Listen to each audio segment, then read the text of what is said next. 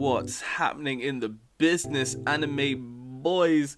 You've tuned in to the one and only Weeaboo Corner. I will drill in that this is the best Weeaboo Corner, currently standing at number one Weeaboo Corner of all time. Where the weebs at, huh? Where you at? We've waited long enough. You've waited long enough. And I know that whoever's gonna stay here today was ready for what I got in store. I know you expected this. You saw it coming. It was gonna happen eventually. But enough of that. Let's jump into the first show. So we're starting off with Erased. Erased follows the narrative of Satoru Fujinuma, who experiences life in a very interesting way. Every time that a tragedy is about to hit, he's taken back several minutes before the incident happens. A detached 29-year-old manga artist that honestly can't catch a wave is forced to take full advantage of his power, called a revival, so that he can save actual lives. Unfortunately for him, he gets framed for the murder of someone close to him, which ultimately triggers a revival, and sends my man about 18 years into the past, to the year 1988. He eventually comes to the realization that this murder could be connected to the kidnapping and murder of one of his classmates, a girl called Kayo Hinazuki, that happened when he was a child, and takes the opportunity to fix everything. So what we have is a time travel detective anime with the one really smart child, which is kind of similar to Detective Conan in 12 episodes. So what we have is an absolute beast. It's kind of brief, right? I learned from the last two. Sorry about that.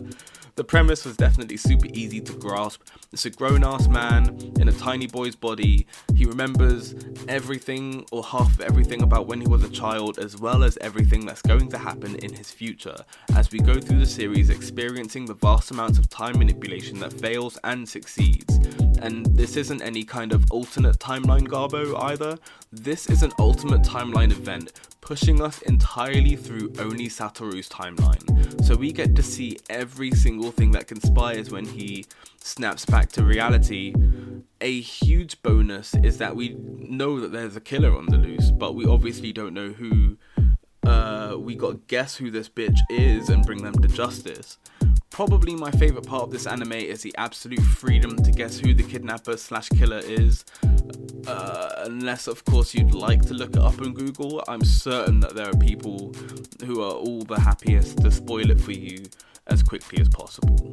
So, with the world building and such, what we have is a clean set of houses, apartment complexes and schools, outdoor things for the homies to chill to, very emo children, and who can blame them? Kids get done dirty in the anime world, and that's just the facts. I think, despite the fact that Satoru is probably the most fortunate child, completely disregarding the fact that he got done the absolute dirtiest firsthand, you could probably openly say that this show has a final awakening too, the same as you could with any detective/mystery/murder/mystery anime, in a sense that the main character has this huge aha moment, which doesn't in any way involve any kind of anime rendition of Take On Me. The sheer knowledge of Satoru is definitely one of my favourite parts in this, also giving you this entire feeling that everything's gonna go wrong or right, depending on everything that happens within this 18-year-old space that Satoru revives. So every time a decision or an action is made, we have to really just put our hands together and pray that our guy gets done nicely or gets another chance to go back. Moments like this, where the main character is in full realization that he's fucked it, gives us a good handful of crazy face to satiate us. But honestly, I do believe I could have taken some more. Where's the gaslight crazy face I grew to know and love? I want to see people crack under pressure, but children can't always pull it off. Aside from that, I can safely say that for a normal regular human being, that this could be considered a sad anime, but only if you get all the way to the end. A plot twist or a final conclusion to something that we wanted all the way since the beginning comes up right when we needed it the most for a beautifully satisfying ending, or at least it would have been if they didn't announce Erased Season 2 not too long ago. So now I kind of feel like a cock. So with everything I saw in this, I can safely say that I really did enjoy pretty much everything about this show. Obviously, there were some things that the show missed in my opinion, but the show really kind of nails basically all the points. Pretty much. It's got suspense, thrills, it's gripping, the OP is absolutely brilliant, and on top of that, the music for the rest of the series is actually pretty sick too. Eventually you start to notice changes in the OP, which is somewhat very similar to School Live, where they would change the OP very, very subtly to dictate who's going to die or who's going to have this suspenseful moment. But you know, with all that out of the way, I'm going to say that this show, Erased, is a solid 8 out of 10. It did not have a beach episode. I'm sorry. Next. Alright, so we all saw it coming. Today, we are reviewing Boku No Pico Academia, the first part of the My Hero Academia series. Now, I understand that this may be controversial, but this isn't good. Mathematically, physically, historically, and spiritually, this is trash. So let's break down what this is about. We got a blonde boy working part-time at his grandfather's bar in the summer who enjoys casual activities such as swimming, occasionally naked or otherwise. He wears girls' clothes ever since Tamotsu gave them to him as a gift. Why is a little boy wearing girls' clothes? We don't discriminate on this channel. Eventually, Pico, the little blonde boy, gets kind of pissed off that Tamotsu won't define their relationship, so Pico cuts his hair. After a long moment, Pico and Tamotsu reconcile and have their happy homosexual relationship into the sunset. Pretty straightforward, right? Wrong. There's more, and I'm watching this right now, so hold on for about half an hour. Okay, so now I have a clear understanding. This is actually gay hentai. There is no doubt about it. I am convinced that this is definitely homosexual hentai. However, I did watch this all the way to the end. So let's get into it. No homo. The following summer, after Pico and Tamotsu reconcile their relationship, Pico meets a boy called Chico. They quickly become friends and Chico starts calling Pico Oni-chan. After the Chico's affinity levels raise to a fair level, Pico activates a special event called Chico's Attic, which starts a chain quest line. Pico demonstrates his interest in homosexuality very quickly, and then proceeds to illegally peep on Chico's older sister. After staring directly at Chico, Pico completes quest Cement Homosexuality, which gives him the special quest reward Pheromone Blast, a one-use item that attracts anyone in the room. The attack is super effective, and Pico and Chico promptly get into a sexual and romantic relationship. This is quest number 2 completed, the Assert Latent Dominance quest, which gives you this quest reward, Second Boyfriend.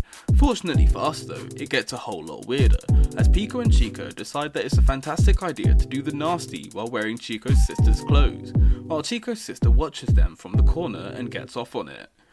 And that's Boku no Pico 1 and 2. Probably the best thing about this is, where most harem protagonists usually juggle chicks, Boku no Pico takes it to a whole new level by having a harem protagonist that juggles dicks. How about that? I'm in full understanding that Boku no Pico 3 probably cements the love triangle going on here, but I stopped caring about everything about 15 minutes into Boku no Pico 1. Let's talk stats. First things first, if you pop a boner at any point for any reason during the OVA, you are sus by proxy. I have to hand it to the artists because the dick jiggle physics are alright, and almost comparable to the titty jiggle physics we all know and love. However, it doesn't stop there. Boku no Pico Academia hits us with actual flexing butthole physics, accompanied by dick swaying physics too. The OP is kind of a slapper, but the only thing that really pissed me off was the actual lack of story. I could deal with traps, okay? I watched Bible Black in dubbed and I'll fucking do it again. But this is a whole new kind of trap. This is a true Shotacon trap. Trash, even. And I fucking hate it. Never recommend this to me again. What about feels? Feels? The show got me feeling fucking angry. Let's talk about relationships, because Boku no Pico got it down to a T, but with the wrong fucking characters. So let's run it back.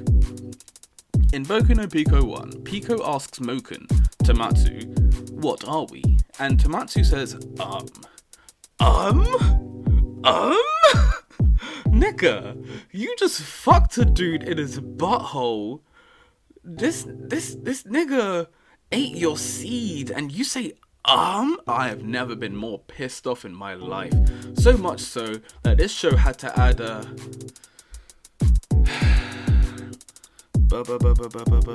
beach scene right at the end of the OVA just to soothe my soul.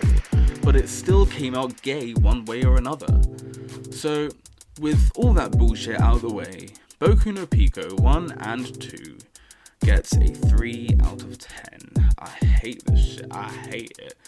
Next, go on to the next one. Now, let's move on to something a little bit nicer. Something a bit more wholesome.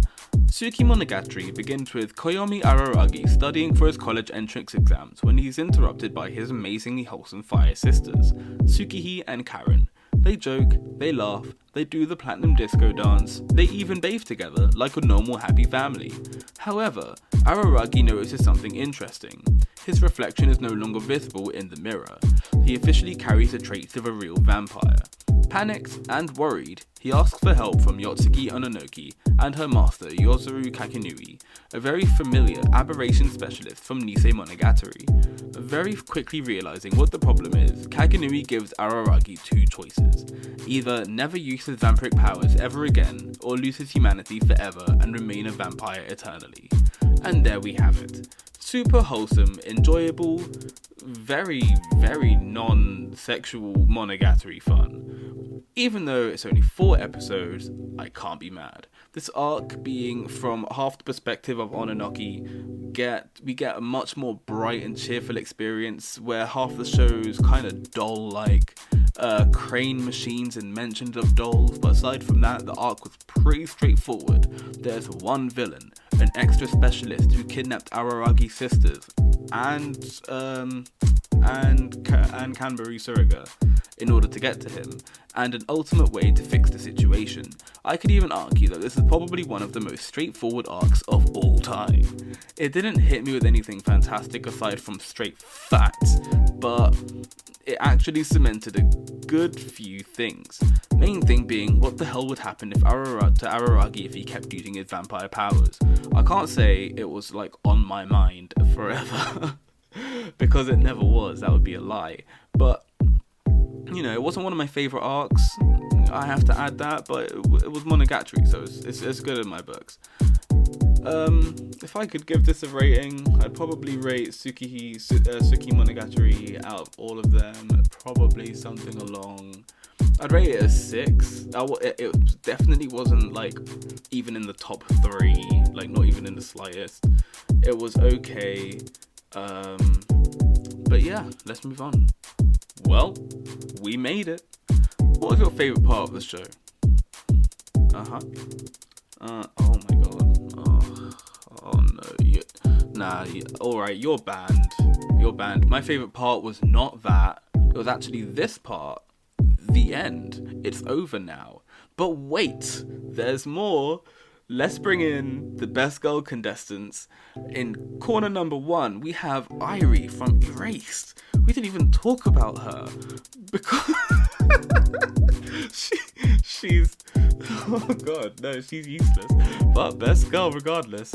Corner number 2 houses Oni-san from Boku no Pico, and in corner number 3 we have Yozuru Kaginui from Tsukimonogatari. Place your votes, baby. Place your votes today. Yes, of course. And the votes are in. The winner is Kaginui. Yozuru Kaginui. A true queen in her prime. A queen so royal, she won't even touch the ground. She refuses to touch the ground that mortals walk on. Fuck it, bro. We all like... That's how we walking into 2021 part 2. Alright, now I'm gonna head off. I got chicken nuggies and chocolate milk waiting for me, and I don't want them at room temperature. And with all that out the way, I'm sure you know what I'm about to say. Huh? So what? What? I said, get the hell out of my corner. Bye. Hours of my lows till I found some anime hoes on my screen, busting out the Vaseline, nigga. I'm a beats and my meat's looking weak. Then I found the one I wanna take home, so I'm on the internet trying to fuck. I'm talking about the real world, talking about my best girl, trying to take a nap on them anime thighs, nigga. And them titty triple D's, they be hitting quite right. Got a lux that hide in the scrapers of the sky. When I'm looking for a titty I can suck, I ain't that slick, so I'm standing in the road and I'm trying to get hit with the Isekai truck. Bam bam, now I'm chilling with the ladies. Which hoe trying to date me? I'm with a plot and I'm never going back without a fight. If you trying to throw hands, nigga, picked a good time, cause I die for my waifu. Take it to the grave when I'm out, better throw me with the trash. Nigga, do the math, your waifu is Sakura. Don't even lie, cause I got a couple notes that I saved. Useless, my girl has proof that she's sick. Your girl look like she got beat with a stick. My bitch is Riaz and your hoe is someone from Boku No Pico. Now fuck out my bit. Shorty looking flat like paper. She got them buns, she's the baker. Turning on the TV, nigga, just to date her. Real life hoes just don't do it better. My girl bad in 2D, nigga, did I mention? So of course you'll never know her, cause he's